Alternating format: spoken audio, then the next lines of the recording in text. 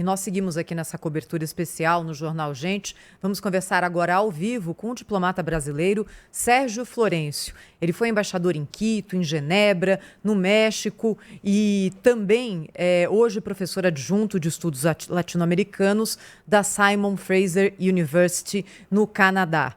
Muito bom dia para o senhor, seja bem-vindo aqui ao Jornal Gente, na Rádio Bandeirantes e no canal Band News TV. Bom dia, prazer falar para a Band News. Bom dia a todos. Bom dia, embaixador. Enfim, eu imagino como o senhor deve estar aí acompanhando para em passo aí o que está acontecendo lá em Israel, na faixa de Gaza, e também sobre as ameaças de ampliação desse conflito. Mas eu gostaria que o senhor falasse sobre essa proposta ou expectativa de um corredor humanitário, por exemplo, ali na faixa de Gaza. É uma região que está sob intenso bombardeio, né? O senhor acha possível que um cessar-fogo eventual para se estabelecer esse corredor humanitário, de que maneira isso poderia acontecer pela sua experiência como diplomata e como observador da cena naquela região? Sem dúvida, um corredor humanitário, um cessar-fogo, são objetivos louváveis, desejáveis e que, sem dúvida, serão perseguidos ao longo dos próximos dias, semanas. Mas, atualmente, eu considero extremamente improvável que se chegue, por exemplo, a um cessar-fogo, né, e a um corredor humanitário. Por quê? Porque o impacto em termos civis, em termos militares, né, da ofensiva, do ataque surpresa do Hamas, foi realmente de uma magnitude inimaginável, né? E a reação de Israel certamente também será uma reação muito violenta. Então, digamos, nos próximos dias, eu diria até nas próximas semanas, acho muito improvável que venha a ter êxito um corredor humanitário ou sequer negociações efetivas para um cessar-fogo. Embaixador, Sônia Blota, aqui um prazer conversar com o senhor aqui no Jornal Gente. Embaixador, desde o início, né, o que, principalmente aqui na Europa, o que a mídia está comentando, os observadores, é que esse seria o 11 de setembro de Israel. Eu considero até mais grave porque 900 mortos, isso é estimativa, né, por enquanto, do lado israelense, em um país de 10 milhões de habitantes, é algo imenso. Então eu pergunto ao senhor, como é que o senhor acredita que a geopolítica siga a partir desse episódio? De fato, como você falou, o impacto, né, das mortes tanto de israelenses, né, como de palestinos foi alguma coisa inédita, né, se nós excluirmos aí a guerra do Yom Kippur de 1973. O elemento muito inédito nessa investida do Hamas foi o fato de que, em primeiro lugar, o sistema de inteligência de Israel, que é considerado dos melhores do mundo, realmente falhou e falhou drasticamente, né? E então o impacto em termos de vidas humanas foi muito grande. E o que se estima é que a reação de Israel ela será muito forte, mas ela tem um elemento de autocontenção que vem do fato de que também, em termos inéditos, houve dessa vez a captura de 100 reféns israelenses. E isso tem um impacto muito direto sobre a modalidade, o curso que terá o conflito. Por quê?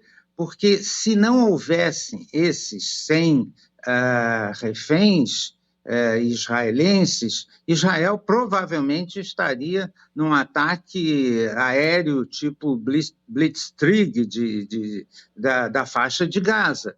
Mas com esses reféns, provavelmente o curso da guerra tomará uma modalidade de avanço terrestre, né? E isso tem consequências muito fortes em termos de perdas, né, de soldados, de vidas, né, de soldados israelenses, né?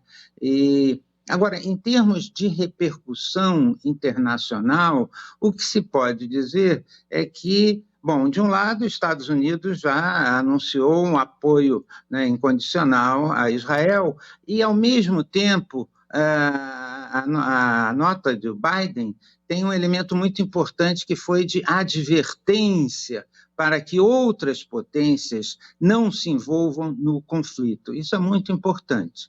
Segundo elemento importante, o Irã, que é um player decisivo no Oriente Médio, particularmente, né, pelo fato de fornecer apoio financeiro, apoio de armamentos, a movimentos de sublevação na região, o Irã, o Ayatollah Ali Khamenei já anunciou que o Irã não tem envolvimento no conflito.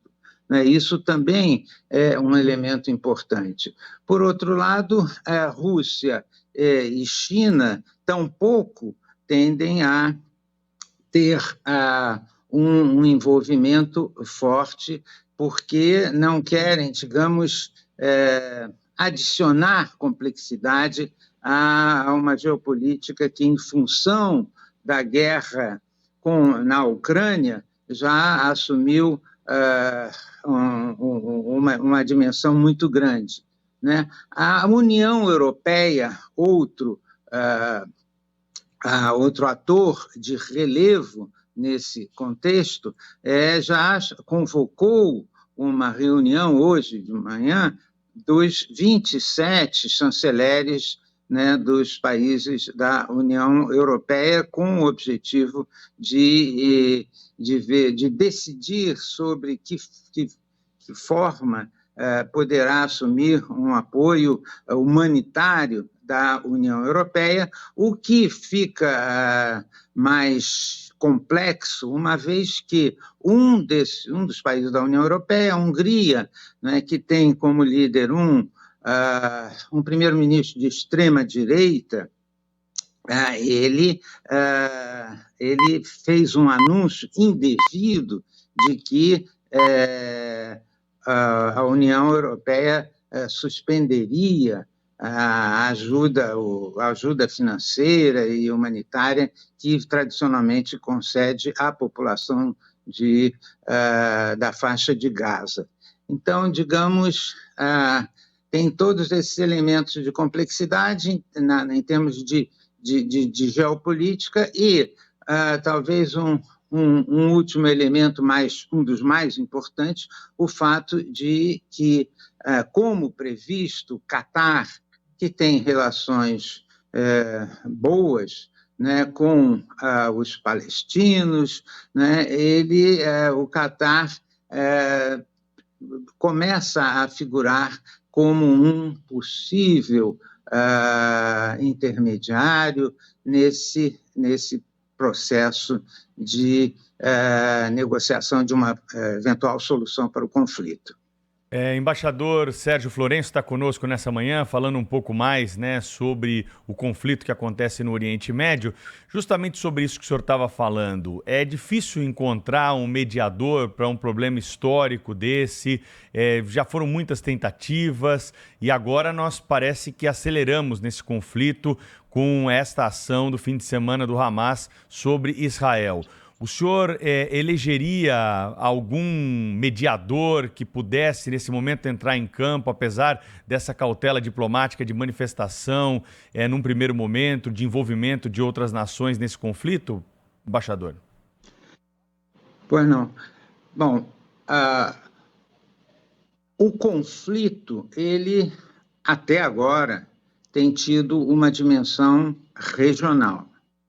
E o objetivo, né, da comunidade internacional, eu diria, é que ele se restrinja ao âmbito regional, porque, uma vez expandido, ele pode assumir complexidades gigantescas, né, em função de interesses das superpotências, num mundo que já está polarizado em termos geopolíticos em função da guerra na Ucrânia, né? Ou seja, segundo muitos analistas, nós estamos, de certa forma, né, num contexto, numa ordem internacional que se aproxima da configuração da Guerra Fria, né? E então, evidentemente, se há um contexto internacional parecido com o de Guerra Fria, ou seja, de bipolaridade na Guerra Fria entre Estados Unidos e Rússia, e atualmente Estados Unidos e China com o apoio da Rússia, então, evidentemente, o objetivo é circunscrever esse conflito ao âmbito regional.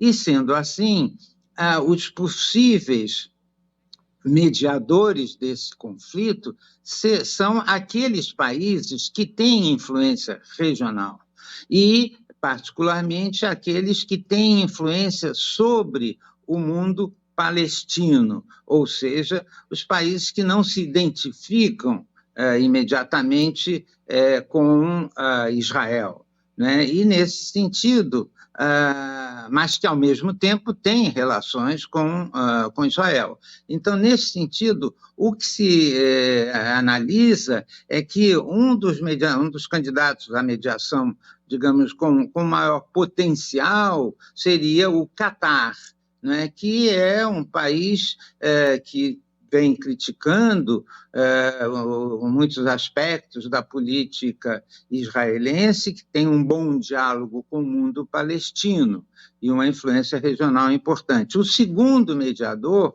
seria a Turquia, também pelas mesmas razões, adicionado ao fato de que a Turquia, digamos, é um país com muito mais poder, né, uma população maior, um território maior, uma influência geopolítica muito maior, né? E alguns outros países, entre os quais o Egito, também poderiam contribuir para esse processo de início, né, de uma mediação nesse conflito. Embaixador Sérgio Florencio falou conosco ao vivo aqui no Jornal Gente. Muito obrigada, embaixador. Até uma próxima. Já fica o convite para o senhor retornar aqui numa próxima oportunidade. Muito obrigado. Um prazer. Um bom dia para todos vocês. Muito obrigada. Obrigado.